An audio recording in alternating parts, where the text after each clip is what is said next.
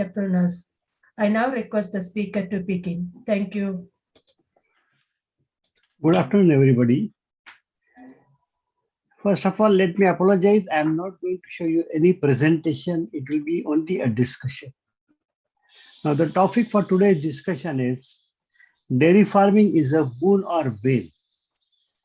Now, I can easily say this can be actually called as good or bad, whether dairy farming is good or whether dairy farming is not good.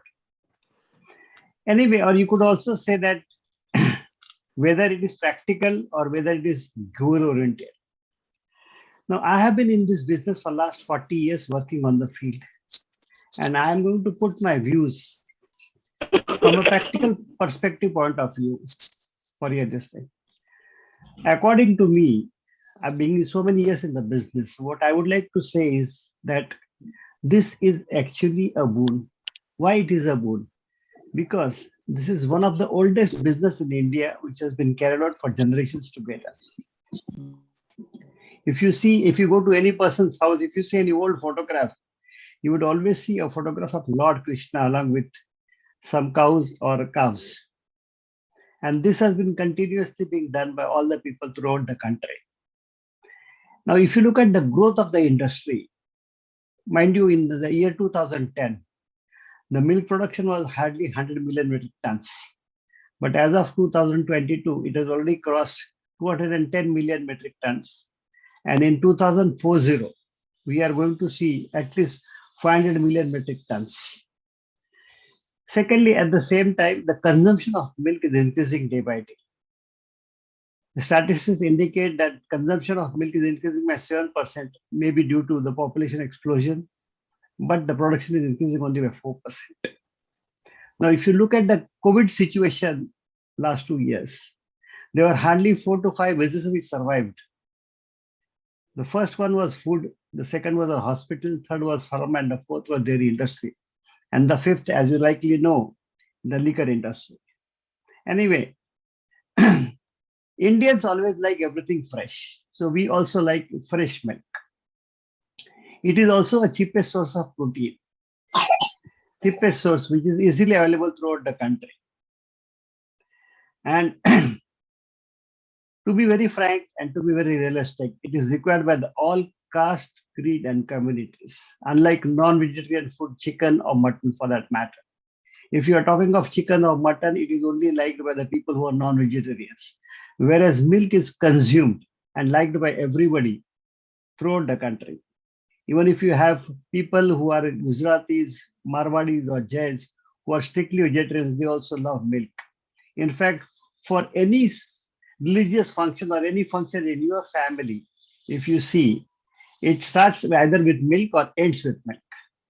घर में बच्चा हो गया है, so you will have peda. If it is a daughter, it will be mithai, or it will begin with milk. The prayers will begin with milk. So what is important and what is being seen is that milk is a commodity which is required day in and day out. Now, secondly, it is also the fastest money-making business. How it is fastest? Because today, if you buy a cow which is giving milk, and tomorrow if she starts giving milk, you can easily sell it immediately. You will get the money either next day or within a month. Unlike other businesses, wherein in other businesses, what you have to do is you have to first buy land, construct the building, have the machinery, start the production, sell it, and then by the time you realize everything, it is nothing less than 1 year. Even if you go for agriculture, if you look at that point of view, by the way, even if you grow vegetables, it will take 3 months for you to get the money back. If you are growing sugarcane, it will be 2 years. If you are growing cotton seed, it is 2 years. If any other thing, it is 6 months at least. But if you look at dairy industry, the money is recorded within 10 to 15 days if you are giving it to a cooperative or to a private player. And if you are giving it to people on a daily basis, you will be able to make the money within 1 month. It will be maximum 40-45 days in case his payment gets delayed. But till today, I have not seen any person, is trying to brush off the money which is supposed to be given for milk. Money milk is assured and you will get it always. Again, the investment in this business is not that much. 1 acre land can house easily house 100 to 200 animals. And if you are going to have 100 to 200 animals, the investment may be about 2 crores or something like that. But after 1 year, what you can see is from these 100 animals, you get at least 1,000 liters of milk.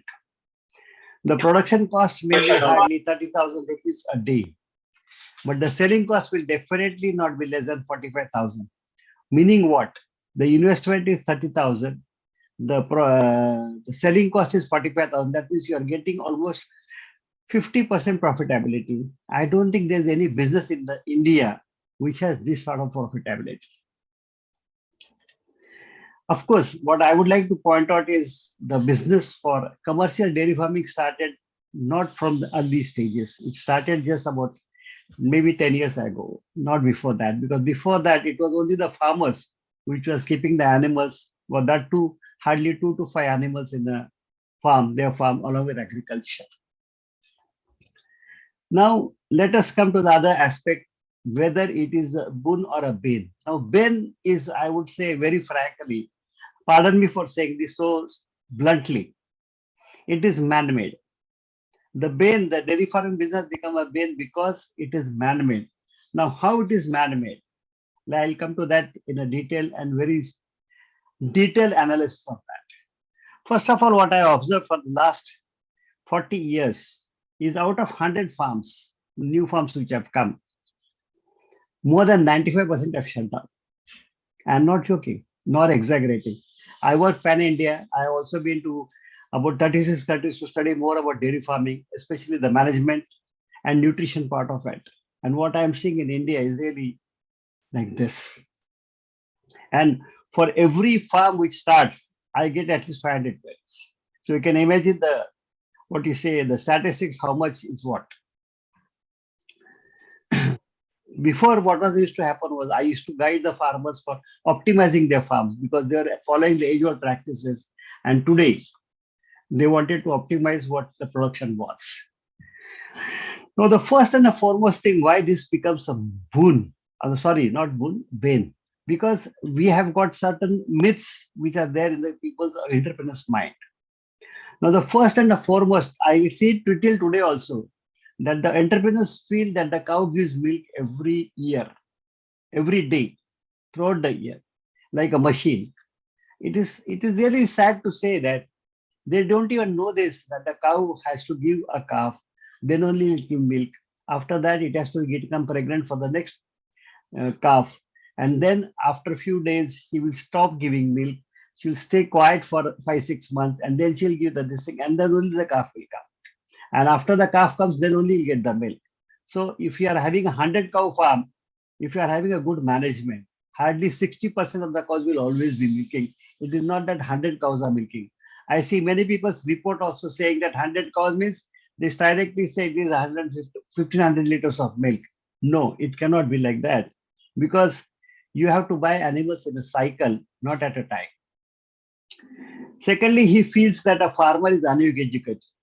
Of course, this was the situation about 20 years before, but today the farmer is not uneducated, he's overeducated. Overeducated in the sense that he is having all the knowledge source because of that. So what the entrepreneur thinks is that if a farmer can do the business like that without any education, why can't I do it? Thirdly, here there is another misconception in people's mind that dairy business breaks even in 1 year. Mind you, in the dairy business, there are 3 costs. The 3 costs are: first is the capital expense, which involves the construction of the shed, the buying of animals, and the machinery which is required. Secondly, the administrative cost, which includes the salaries of the farm manager, the skilled laborers and the unskilled laborers, depending upon the number of animals there. And third is the recurring expense, which is the most important because this will take care of the quality as well as the quantity of the milk what you are getting from a dairy. This includes the feeding, the management, the vaccinations, insurance, treatment, and other any miscellaneous expenses. And this will always fluctuate. And this expense is mainly responsible for production as well as reproduction, without which the dairy farm cannot be successful. The fourth misconception they have is that dairy farming can be done by depending upon labors. Mind you, we are staying in India. I am yet to see any labor who is oriented towards the profitability of the owner. He is oriented only to one thing, that is the first of the month, during which he'll get his pay. So he is not interested, and the dairy farming cannot be done just by depending upon labors. I'll give you a simple example. I went to one farm in Kolhapur. The owner was relying on bhaiyas, especially brought from Bihar. Now they told him that for the buffaloes, if you make the buffalo pregnant, the milk yield will drop down. So did not, make the buffaloes pregnant for 8 months. Now, if you don't make the buffaloes pregnant for 8 months, a time will come where there will be no milk left to be sold. And when I pointed him out to that, he said, "No, sir, this has been done by the bhaiyas and all that." So what I would like to say again is it cannot be just done by depending upon the labors. Then entrepreneurs have got a very funny notion that all the information is free because Google is free.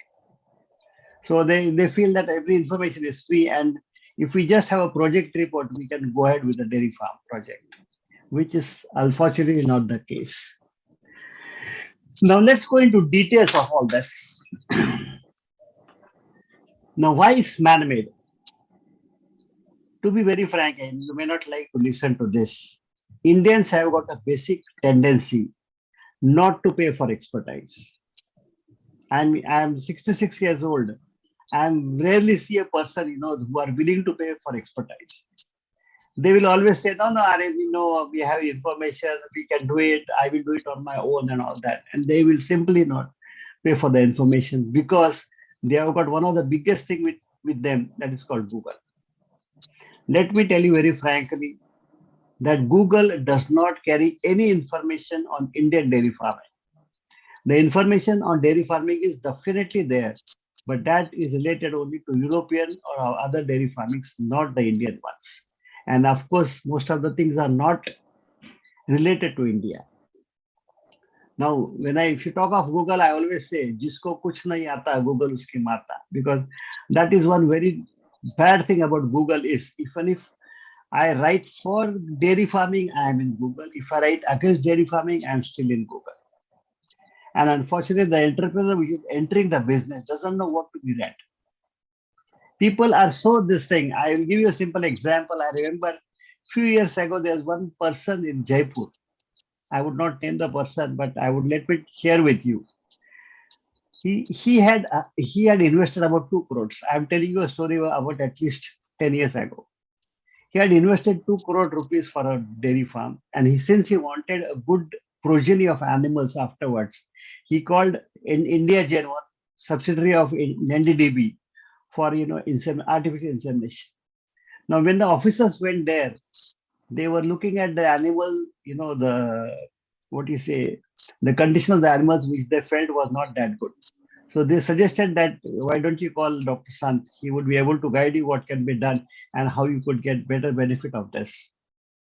Can you believe it? This fellow refused to say that I will pay you money. In fact, he said me that I will give you a train ticket, you come down to Jaipur. I said, sir, I stay in Bombay. If I come and go, it will take me 4 days for one day work. I said, I don't want money from you, just to let you know what is possible and what is not possible. But I said, you'll have to pay me for my airfare.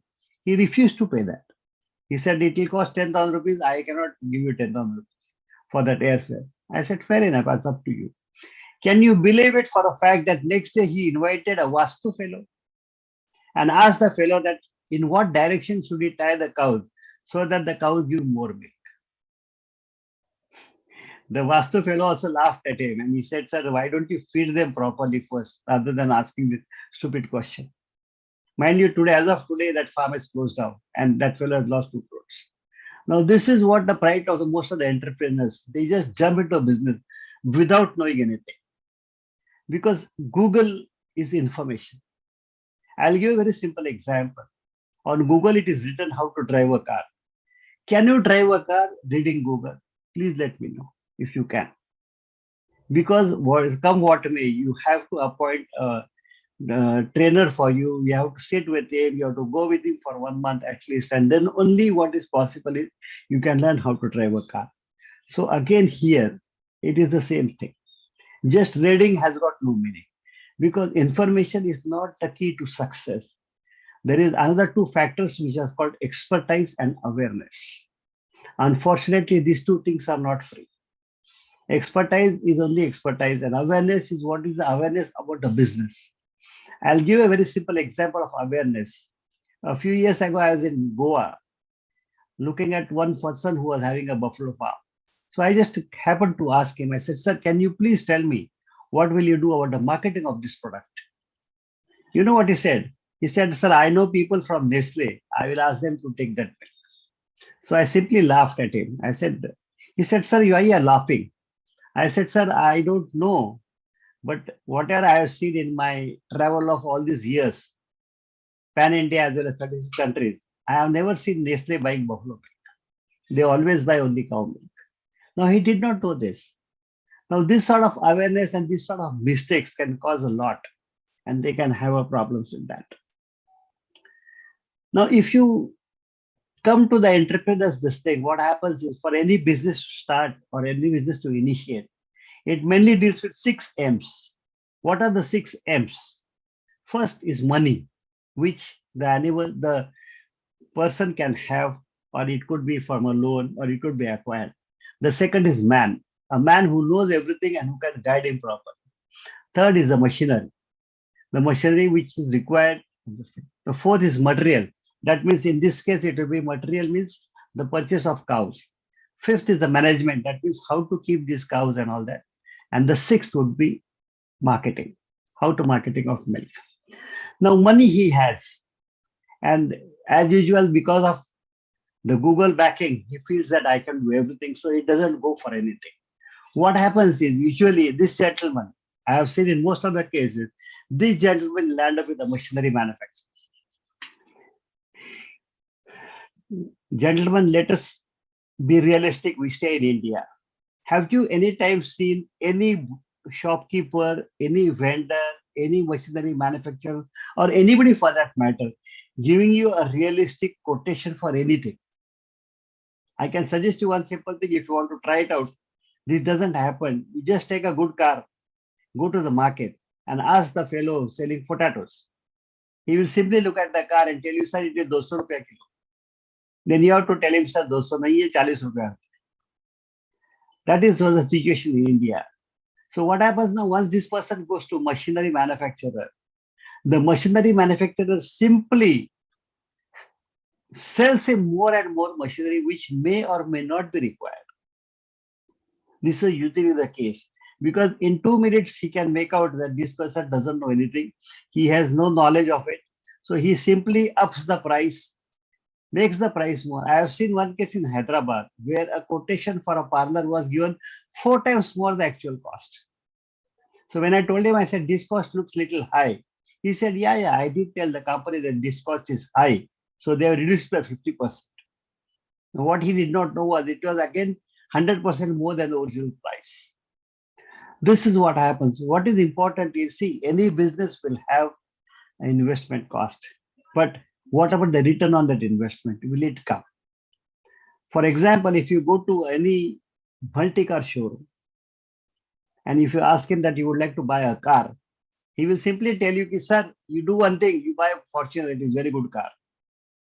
Because for him, it is the highest cost car giving him the highest amount of profit.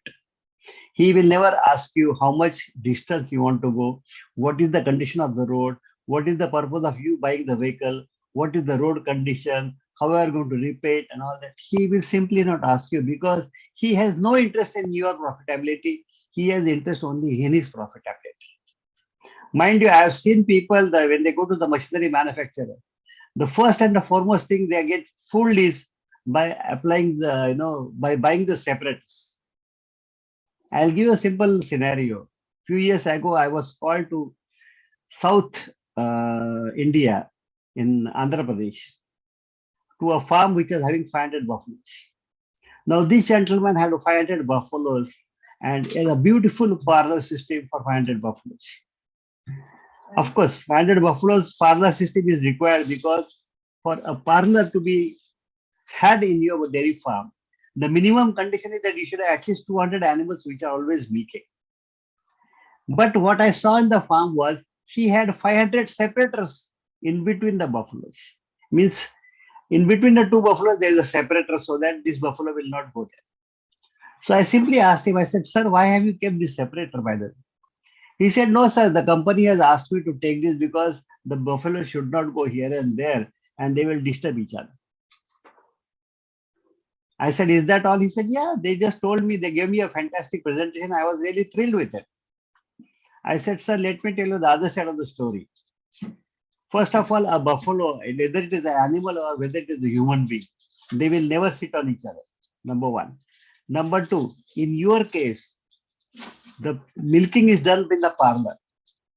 So after the basic fact that the separator is used only for milking the animal at the same place so that it does not get disturbed. That's why a separator is to be used. In your case, you are already having a parlor where the animal will go, get milk and come back. So I said, where is the need for this separator? Do you know what the cost of my separator is today? 7,500 rupees. That time was it was the same. I think today maybe it has decreased a little bit. Now 7,500 into 500, that means he had spent 37.5 lakh rupees only on the separators. Now this is one investment on which he will have no returns. Why? Because simply he did not know what to do. There's another fad which has come to recently is the use of massager for cows.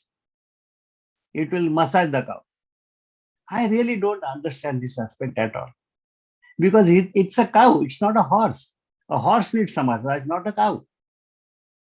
Tell me one simple thing. Do you scratch your body anytime?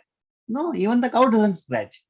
That scratching is done by us or by the animal only if there is a case of some skin deficient disease, skin disease or that matter. And this massager cost almost 2 lakh rupees. I have seen farms wherein they have put 10 like this, spending 20 lakhs. Now, from where the RI will come? And then these are the same people who will say that the dairy farming business is bad. We don't get the returns on the business because they are giving more importance to the technology and to the machinery. Same thing happens when you are constructing the farm.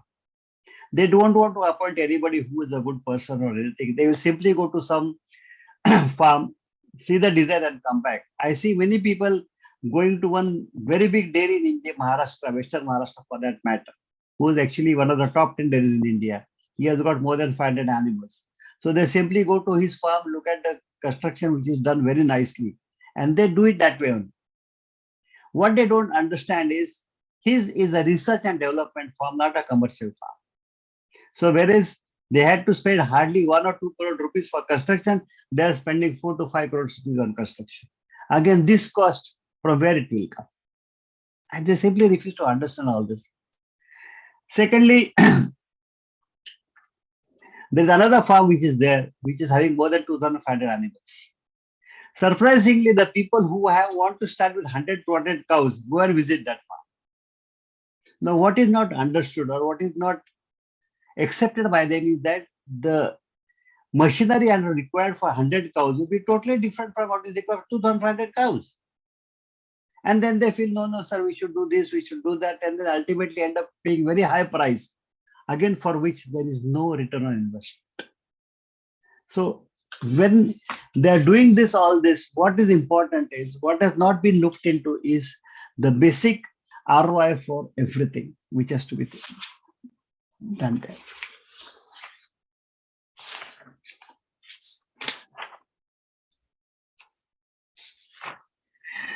Now let us come to the last point, that is marketing. Again, the marketing has to be done based upon quality and quantity of milk. Now the quality and quantity of milk will be determined only by one thing, which is the recurring expense, which I told you earlier. That recurring expense will consist of feeding and management, which is basically about 90% of today's cost. Mind you, the cost for 100 animals today, if everything is being outsourced, would be in the range of 30,000 rupees a day. Now, even a small mistake in this can cause hell of a problem. Let me give you a simple example. In your food, the milk, the amount of salt is highly very little. Remove the salt for 1 month and see what happens. See what will happen to your productivity, what will happen to your work, what will happen to your body. The same way, if the feeding which is being done to the animal is not correct, and unfortunately, this is the only part which is missed out by every entrepreneur in India. They just simply don't pay any attention to this aspect, by virtue of which the amount of milk they get is less. It keeps on decreasing. The animals don't stay pregnant, so that the number of animals in milk always are differing and they are getting lowered and lowered. Now, in case of marketing, what is happening is the quality as well as the quantity will determine everything. And you have to manage that. But most of the field people feel lazy that, okay, we will give it to somebody else to do that. Now, the moment you feel that you will be giving the marketing to somebody else, take it in your mind that you have become a third-party manufacturer for that. For example, if today the manufacturing price of milk is 30 rupees per liter, the cooperative or any private player will give you 32, 34 rupees only. That means even if you sell 1,000 liters of milk in a day, you'll be making 3,000 rupees. Whereas if you sell this milk yourself, then it will be 30,000 rupees. Almost 15,000 rupees a day. Even if you spend 5,000 rupees on transport, you will still make a sizable amount of 10,000 rupees a day, which means you are making almost 3 lakh rupees a month on 100 cow farm. And second, the last and the most thing is the people depend too much on technology. I am not against technology, but the technology should be effective, it should be practical, it should be required. It is not that the technology is there, that means we should use it. Is it required? Is it necessary? Is it available? Is it workable? Because we see many IoTs and all that coming into picture based on internet. Now, many places in India, they don't have internet connectivity at all. What is the use of that technology? That is what happens. Anyway, so I would suggest only one thing. If at all this business this is a very good business. Once again, let me rephrase my words. This is one of the best business in India, with no competition, with no, dearth of payment coming through. The time of payment is always within 40 days. And if it is done properly, you will always end up with a lot of money. This would be an ideal picture. So I would say dairy farming is a boon to India, and it's not a bane to India. Thank you very much. Now, let me tell you, you are at liberty to ask me any questions.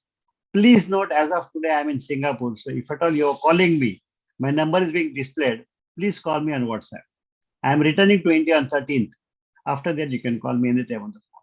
Thank you very much for your patience. Thank you very much. I'll be glad to answer any of your queries. Thank you. Thank you very much, sir. Thank you for your informative talk. I will take up the questions from the participants now. The first question is, is it advisable for an entrepreneur to invest in dairy-related business today? Will he be able to make profit? Definitely, yes. When you say dairy related, do you mean to say dairy farming or dairy processing? That would be one question I would like to ask him. Because if it is dairy farming, no. Let me make it more clear. See, selling of milk is an easier process than selling of a milk product. Because when you are selling a milk product, it has to have a brand. Whereas if you are selling milk, it need not have a brand, it should have a quality. You can always give milk, liquid milk to somebody, ask him to try it, he will keep on buying it. But whereas if you make some milk product and you keep it in the shop, the 90% chances people will not buy it because your name is new, your brand is not there. So selling a milk product is far easier than selling a milk product. I hope it's I've been clear for that. Okay, I'll move on to the next question, sir. Yeah. Can you describe some instances of dairy business you have advised that have failed? Why did they fail? I have advised, no, no, like I said, people using those massagers. I have one farm in Satara wherein I never told him to buy this, what do you say, these brushes.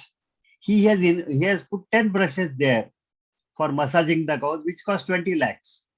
Now 20 lakhs to recover how much milk you have to produce more. Can you imagine that? So I would not say he has failed, but his profitability has decreased very much. His profitability has decreased very much. See what happens, when I asked him, why did you buy this? He said, sir, I got money, so I bought it. Maybe he wanted to show it to people that he can afford some technology and all that. But I don't know why he does it. There are many people like that. What happens in India, I would say one more thing. जिसको हमारे पास पैसा है हम कुछ भी कर सकते हैं. That is the usual scenario in India, frankly. Anyway, tell me. Okay. As a dairy consultant, what are the main challenges you are facing to develop your consultancy business? Like I said before also, first of all, the people don't want to pay the money, number one. Secondly, dairy consultancy is one thing which I started way back in 2000. At that time, nobody was there who was providing any consultancy. So first of all, the biggest challenge for me is they cannot fix what price I should be paid. Because for any business, like if you're buying a car, if you're having a chartered accountant, anything, there is a price. So then what I have done is I said, I will come once to you to talk with you, to discuss with you so that you understand my level of thinking or my level of understanding. Then we can negotiate the price. Because if I tell them the price, they look at the cost, they say, no, this is a very big cost. We don't want to pay this. That is a challenge for me, frankly. So I usually go once to everybody, or I call him to my office and he can have a discussion with me. But if I'm going to his office or his farm, then it is, of course, it is at his cost. Otherwise, I don't go. I tell him, you can come and meet me. We can have a discussion so that you will know what I know. What are the final points, what are important, what are not important. That we can always discuss. So at the end of the day, he understands what could be my value. Okay, I'll move to the next question. When a potential client comes to you for consultancy, what are the main questions they ask you? The main questions they ask me is, sir, I would like to buy a cow giving very high milk quality of milk. This is the first requirement of his. And he wants to use a lot of machinery, lot of IoT, lot of technology and all that. He wants to sit in the house and see how his cows are moving. Then I tell him, I said, sir, please don't buy a cow which is giving higher milk. Then he asked me, why do you say this? Because I said, it's like driving a car. You have learned how to drive a car. But can you go to a speed of 100 within 6 months? There is no way you can go to that. For you to reach 100 speed limit, it takes at least 5 years. So here also in dairy farming, you should start with the cow giving 10 to 15 liters of milk. Then inseminate it with the cow giving 20 to 25 liters of milk. And like that, grow your business so that at the end of 5 years, you have cows which are less in number but giving more milk. So usually these are the questions they ask. Of course, and the first and the foremost question is, sir, your fee is very high. Can you please lower it? Anyway, tell me. Okay, I have completed the I'll question. give you a simple example of this. I Yes. wanted to, there was one person in Surat. He was a builder building 350 bungalows. So he wanted to put up a dairy farm, for providing milk to all the bungalow owners. Now the cost of his bungalow, what he was selling was nothing less than 6 crores. Now his project, what he was invoicing for a dairy farm was somewhere to tune of 70 crores. So he said, what would be your fees? I said, I can take the project on a turnkey basis. My fee would be about 7%. He said, what? Do you mean to say I am supposed to pay you almost 4.9 crore rupees? I said, yes, sir. He said, don't you think it is very high? I said, sir, you are selling a bungalow costing 6 crores through a broker. And to the broker, you are easily paying him 2%, who is only bringing a client to you. Here, I'm going to set up a farm for you. I'm going to give you all the people. I'm going to do everything, whatever is possible. I'm going to set up the farm. I'm going to come to your farm for at least 2 years. to see that it runs properly, guide you in every possible way. Every month I'm visiting for 2 days. So I said, what is this? No, he said, sir, this fee is very high.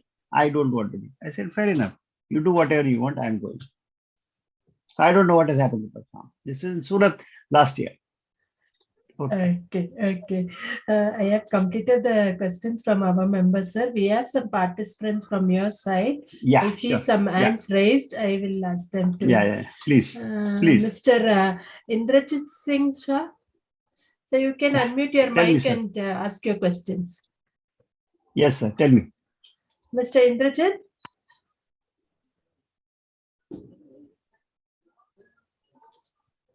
Mr. Indrajit? You're able to hear us? I am here, madam. I am here. Yeah. I just want to thank Taksa. Very good discussion. I am also working as a director of dairy development, government of Punjab. Now I am working with consultant Boo Farm.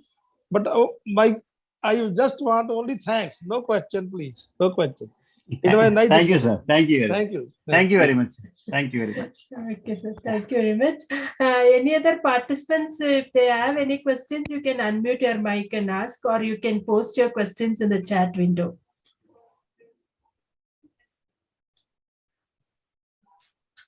Sir, we'll wait for a minute, sir. We'll see. Yeah, sure. Please.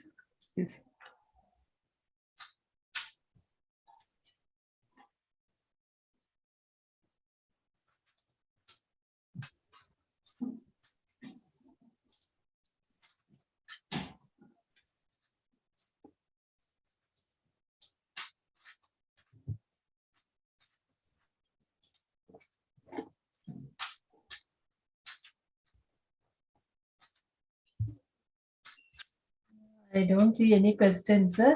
Thank you very much. We have now completed the round of questions. On behalf of agricultureinformation.com, we like to thank Dr. Chandrakiran Sant for the talk and for answering all the questions in detail.